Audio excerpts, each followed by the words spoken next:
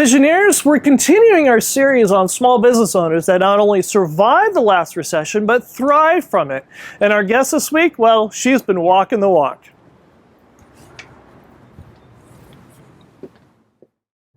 This is Small Business Celebration.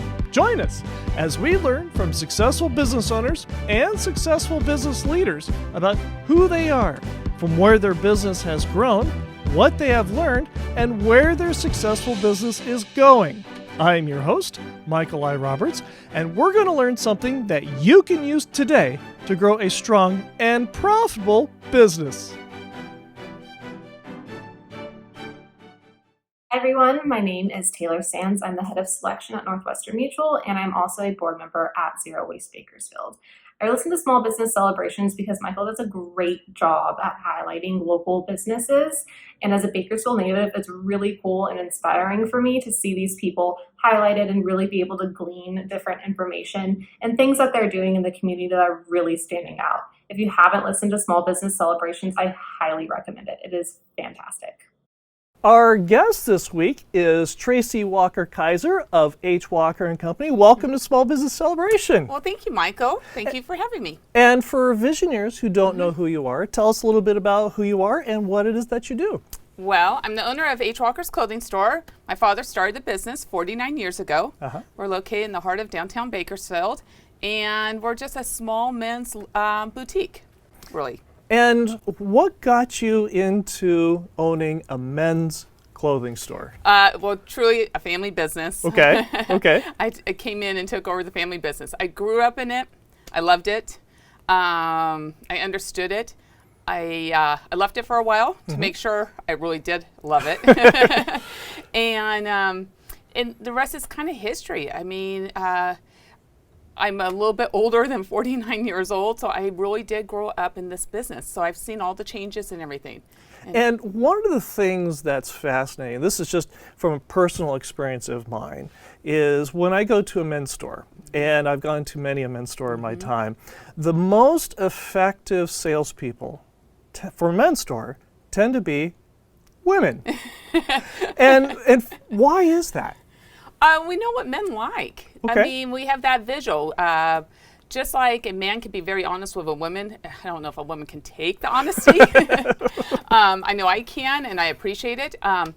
Women know what they like to see men in. They see colors differently. So they see skin tones and hair colors and personality. They get in touch with that feminine side, and they just help direct the guy. That's all we do is help direct and bring out the best of the guy. And what their skin tones and what they look best in. Yes, colors, textures, correct. And over the years, you grew up in the family business. Your father started Yes, he did. the business. And you have seen the business evolve a lot. And the business has changed. Styles have changed and that sort of thing. How has H. Walker & Company changed from when your father owned the business to how you own the business now? Oh, it was, Michael, that was such a different time frame. You have to think about, in our town, Bakersfield, 40 years ago, 45 years ago, there was many local stores, local department stores, local men's stores. In the heart of downtown Bakersfield, there was 4 local men's stores, and everyone got along. And they share customers, they share stories, they had coffee every day, the owners. I mean, it was a different atmosphere. It's evolved a lot. Online has changed the whole industry, good and bad, as we can all agree. Retail's changed, buying behaviors change, what you wear to work has changed. So it's more than just the styles that have Correct. changed. It's the way you do business. The way you do business and the customer is different. Really? How And you so? have to adapt yourself to the customer. So the customer today is, well, after pandemic, more casual. Okay. Pre-pandemic, our town, a little bit more business casual. But it has changed a lot. The customers' moods have changed. Their requirements have changed. They care more about, it's not that they don't care about work, but how they're dressed at work is not always their first priority. And that, we have to adapt to that. And people travel more and they want things that are easy, pack one bag for a 3-week vacation. Right. And but at the same time, they still want to look good. They do. They still want to look good. They want to feel good. Mm-hmm. And so a business like mine has to evolve constantly. We have to change to who our customer is and what our town is going towards. And over the years, Mm-hmm. you have been through the ups and downs of the economy. And retail, just like any other business, is affected by economy. And what did your business look like back in 2007? Pre the crash? Right, or pre-crash. after the crash? Right, pre-crash. Pre-crash. I mean, things were great. You know, it was like pre-pandemic. Things were really good in our town. They were strong. Our economy was strong. So back then, you know, real estate was strong, oil was strong, ag was strong, and we didn't have the water crisis that we have today. Things change. Mm-hmm. You have to adapt to it. You have to be quick about it. I did not adapt to those changes quick enough back then. So I think that may give me some good lessons for this current crisis that we've been in. Mm-hmm. And that's something that's very key that you just brought up, is because you went through the last recession. In fact, since you've had the business with your father, you've been through several recessions. Yes. And Yes. you've learned a little bit of something from I think we each one. always learn from every one of those. Uh-huh. We learned that we don't want to repeat it. Right, So right, it's out right. of our control. The other part that we learn is things change. So where your benchmarks are during that time frame of a recession changes. Our town is totally different now, 13 years later, from that previous one. Right. And our town's bigger. We're more diversified. So that's kind of good. The bad thing is there's more people affected by it. Right. Sure. Type of deal. More people you may know. And it's what hard. and the recession, the last one you went Mm-hmm. through, you evolved, you changed, and you had just mentioned that in this current recession, the styles, it's more than just a stylistic choice, it's a comfort choice. It is. Today it's all about comfort. Right. And now after pandemic, I would have to say that's the way the future is going to be for a while. Right. It's all about comfort. There is a reason Lululemon is so highly successful. Who is Lululemon? It is a corporate lifestyle brand, Uh-huh. and it started off as athletic wear, but it's now into leisure wear. It is everyday wear, and you follow their success, and they're following their customers. They're paying attention to who their clientele is. Right. And I think that's where everyone's going to have to go to going forward. Right. How we were doing business before will not be the same. And whether it's throughout 2020 or it's the new norm, Right. it's anyone's guess right now. Sure. I know for me, for my store, we are definitely looking at this will probably be our new norm. It's Okay. a new change in our our customer. And you have evolved, and you've evolved, and you've evolved. Well, you never stop growing. Right. You never stop learning. Sure. And otherwise your business gets stagnant and stale, and it's hard, you know. Right. It's a small business. Right, sure. But at the same Gotta love time, it's true, that's true. And one of the things that you're doing with this business is you're keeping up with the evolution. And so as a result in doing that, you've positioned yourself for a lot more success in the future because you're willing to stay nimble and you're willing to evolve with not just the fashions, but the sociological trends as well. That is true, and I hope I'm staying ahead of the curve. Right. You sometimes you just don't know, and but yeah, I'm keeping track of what's happening in our industry, in our town. Our town is really starting to change. Our state has changed drastically, as Right. we have seen. It is really affecting small business. Right. And commuting.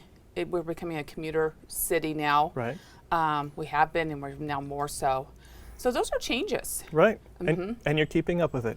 I'm trying. I'm definitely trying. And if Visioneer Nation wants to get in touch with you, how do they do that? Well, you can call me direct on my cell phone if you like. Okay. I'm very open that way, 661-343-0285, or the store, 661-283-4500. We have a website, Okay. hwalkers.com, or email hwalkersclothing@gmail.com. Well, I am really looking forward to talking about how, in our next segment, about how you have fundamentally stayed successful for a long period of time. And I really look forward to getting into the details of that so that we can share that with Visioneer Nation. This is going to be great stuff. Well, thank you, Michael. Are you getting the blue screen of deaf? Or worse, are you getting a black screen with white gibberish on it? Something that looks like it should be translated by an ancient Egyptian paleontologist? Have no fear. The highly trained staff at Bakersfield Bytes is here to serve you. As Kern County's #1 rated computer repair store, your business's computers are in good hands. Need to upgrade your computer? No problem. Need a stronger network? No problem. Call Bakersfield Bytes at 661-496-5900 and keep the backbone of your business in tip-top shape. Call Bakersfield Bytes at 661-496-5900 or at bakersfieldbytes.com. That's Bakersfield, BYTES.com. Our guest this week is Tracy Walker Kiser, the owner of H. Walker & Company here in downtown Bakersfield. And I have a very important question to ask you. Yes, Michael. Who's Chloe? Oh, but she's the most important person in the store. Really? Yeah, she ranks higher than me and my husband, everybody. And what does Chloe do for you? Chloe brings the ball and entertains everybody. She's the dog. She's the dog. She is the lab.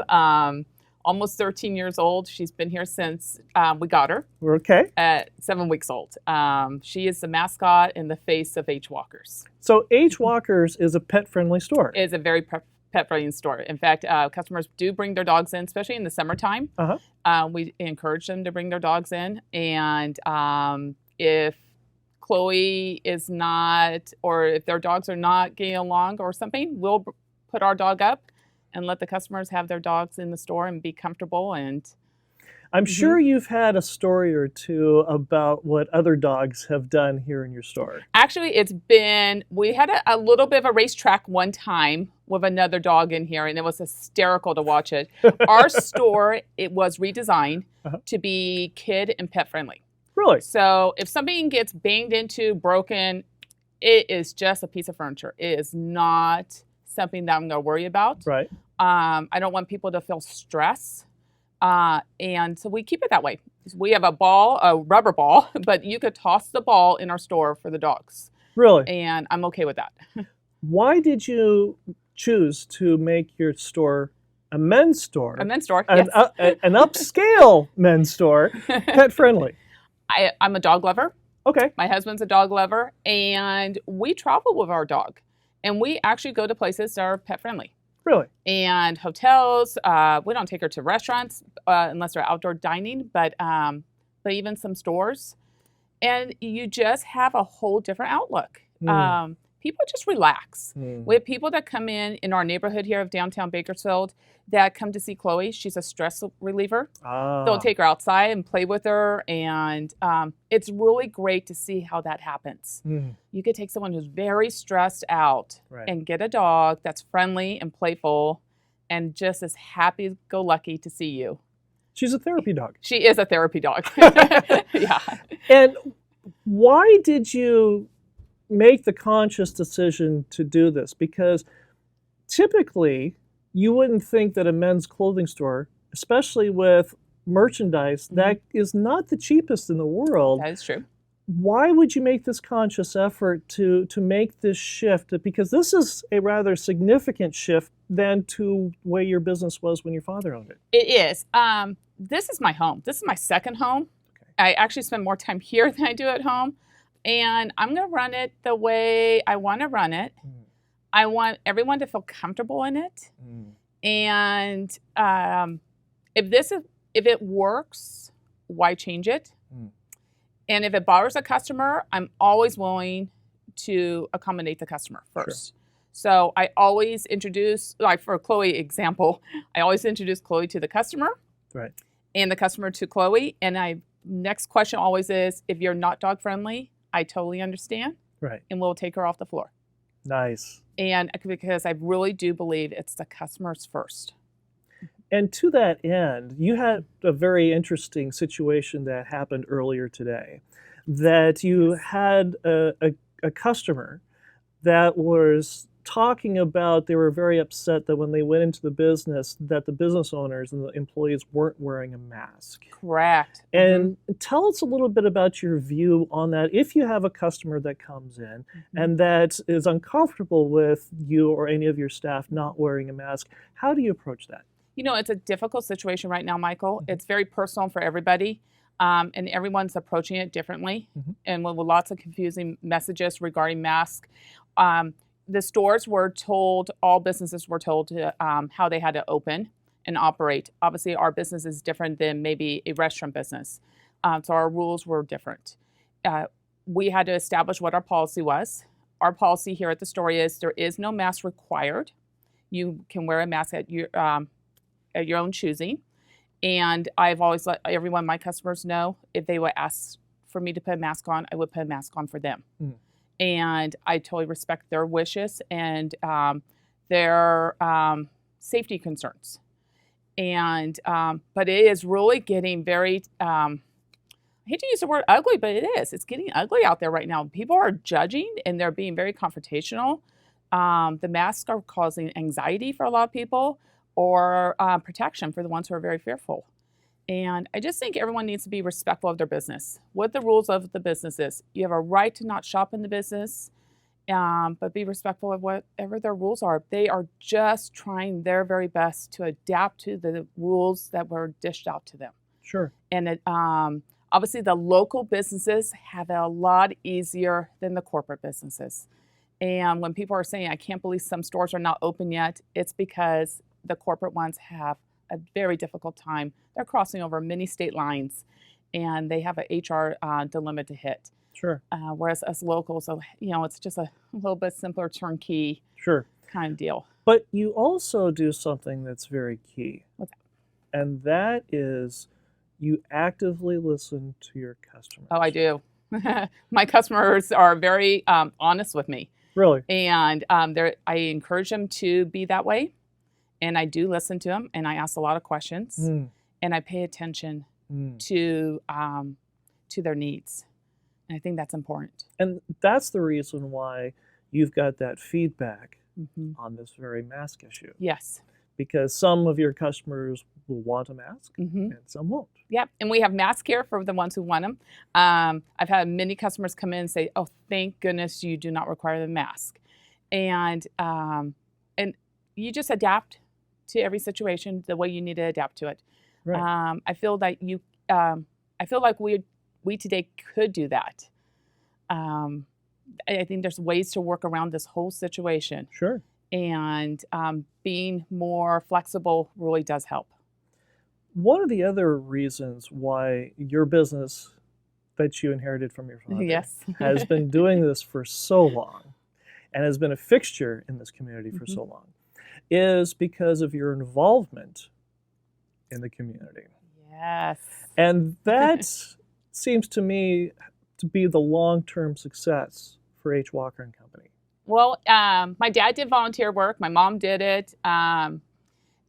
I love it. I started loving it at a very young age. I think how old was I? I was 20 when I tried to join Junior League, and they wouldn't let me join because I wasn't 21 yet, and that was the rule. Right.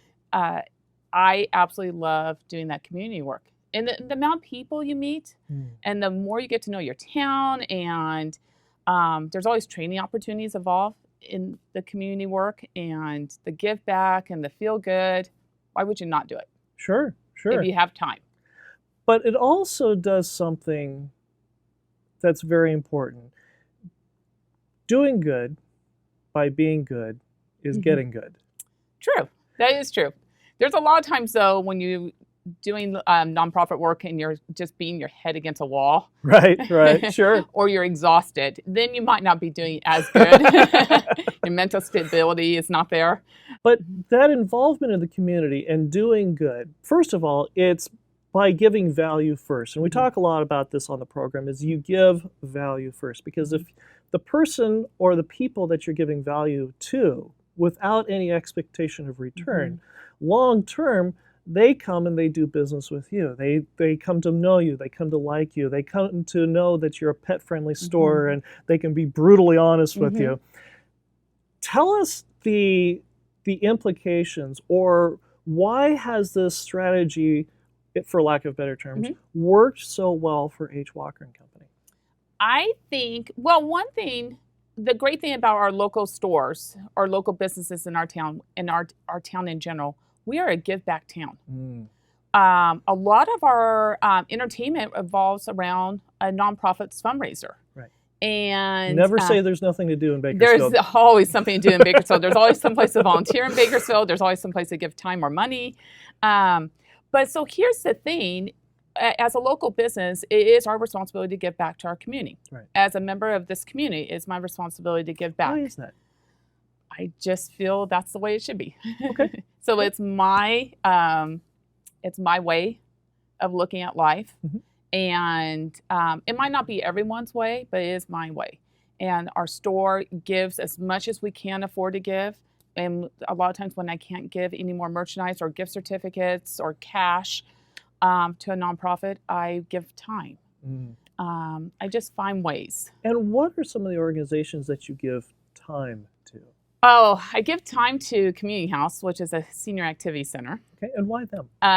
They're adorable. Okay. They're ornery and adorable at the same breath of air. Okay. It was something my family was involved in when I was growing up, so it was a give back. And what is it that they do? They are just an activity center. Okay. That's it. They're only open during the week, in the middle of the day, playing Right. bridge, reading, puzzles, and it's just fun. Sure. It's just fun. Sometimes they don't have any other family members, and that's all they have for their entertainment. I give at Memorial Hospital because it's great to be part of the technology and the changing of our whole healthcare, and seeing how that's adapting, especially in this time of age. But our town's growing so much. Right. Mm-hmm. And you're also heavily involved in Rotary. I am very heavily Former involved past in Rotary. president of the Rotary. Yes, we don't need to mention that one though. That was a dark day for downtown Rotary, a dark year. But at the same time, you learned a lot. I definitely learned a lot. I have a lot of friends in Rotary. Okay. I've had a lot of fun. I've worked hard, and Rotary is one of those groups. Well, and you're involved in service groups. Right. Service groups are a little bit different than just volunteer work. How so? Well, they're a weekly commitment usually. Right. And you kind of forget Rotary meets every week. Right. And yes, you have your social part and you have your education part and your give back. But it is a commitment. Sure. And it's more than just giving money. Mm-hmm. Oh yeah, it's way more than that. It is all about the service. And that is the key, especially for a business like yourself, which, yes, you have merchandise, but it's very much a service-based business. Giving service is that's key. all I have to offer. You could buy my product anywhere. And my mix of product is based on what I like and what I feel my customers like and have shown to appreciate. But it's the service that keeps people coming back. And I've had good service in my store and I've had bad service. And you're always learning how to improve that. Right. And I think that's the important part.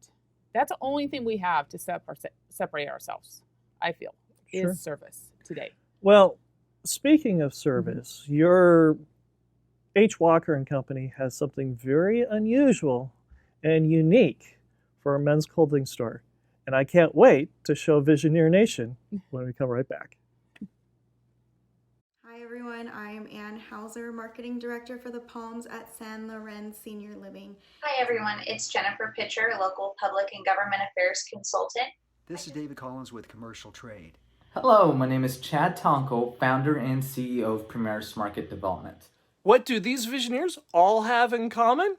They send us a quick 30-second video with their name, the business with whom they're associated, why they subscribe to the Small Business Celebration program, and they emailed it to us at sbc@smallbusinesscelebration.com. Their videos all appeared on the Small Business Celebration program, and yours can too.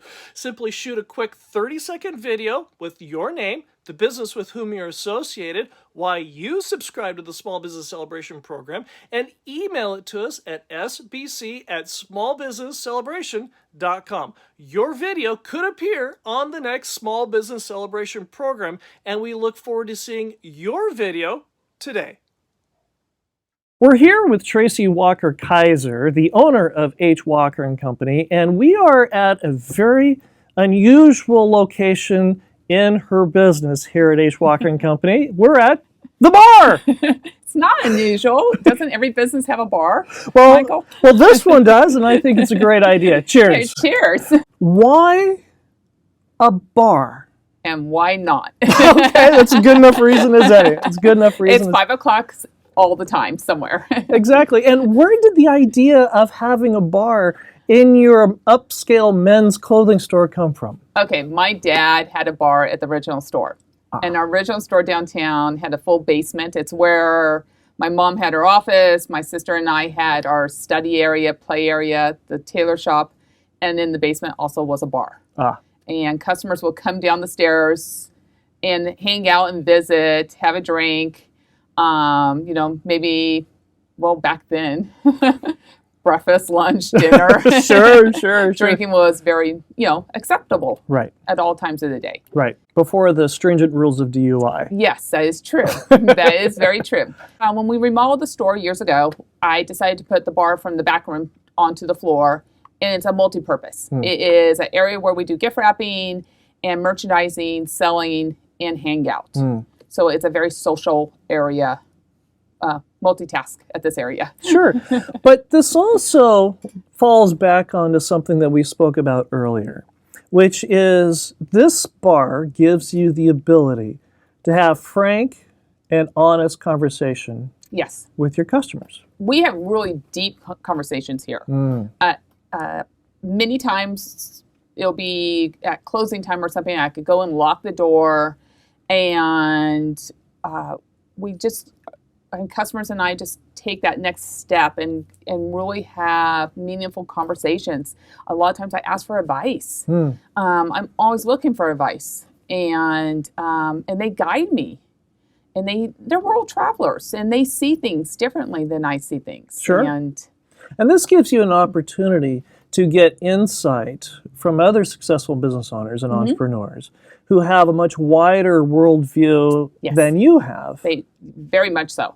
And because my customers affect my business. It's not whether they shop here or don't shop here. It's more of what's going on with their businesses will affect my business. Especially since we're very geared towards construction, ag, and oil as our clientele, I'm really following those industries in our town and in our state. And one of the things that having a bar does is it makes people more relaxed. It does. In doing so, is this a situation where they bring in their own alcohol, or is this something that you provide, or how does that work? Well, first of all, just make sure I'm not selling the alcohol in the store. I give it out when people ask, 21 and older.